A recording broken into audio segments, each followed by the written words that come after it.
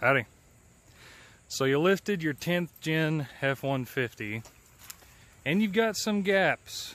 Now I did a 2-inch lift and level from rough country, which included blocks in the rear and a torsion bar key in the front. And then I did a 2-inch body lift on this truck. So a total of 4 inches overall. And for these trucks, 4 inches is plenty.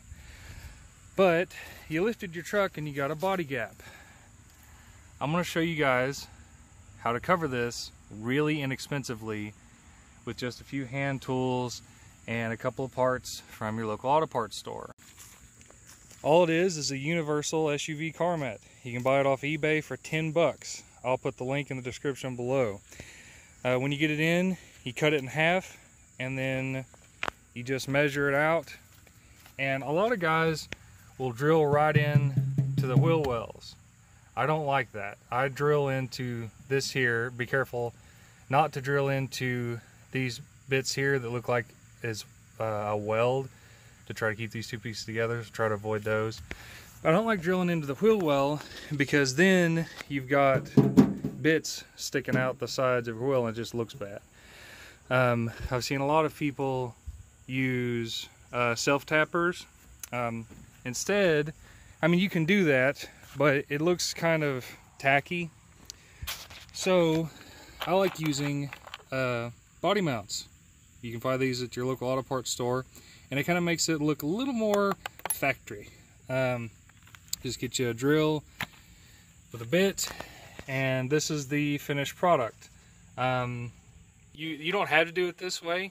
I went ahead and just did it flat all the way across and cut around.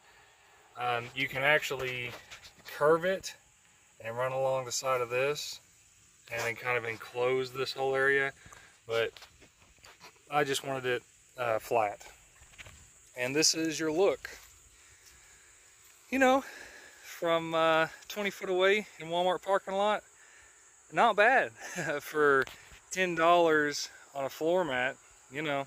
Now this truck does need a little bit of body work, which I'm going to be doing myself, and then it's going to get painted. I'm going to do a little bit of rust repair just to try to make sure that this stuff doesn't rust out before I put the wheel wells back in to cover all this back up. And I'm probably going to replace the exhaust. But enough about my truck. Let's get back to your truck. That's the finished side I just showed you, and I'll show you the unfinished side again. So that kind of hides this gap you see here. And what I did with mine is I drilled it just past this mount, so the way it kind of goes all the way through. And with this one, I'll drill on this side of the gas nozzle, and that kind of gives it a more conformed look if you're going to go that way.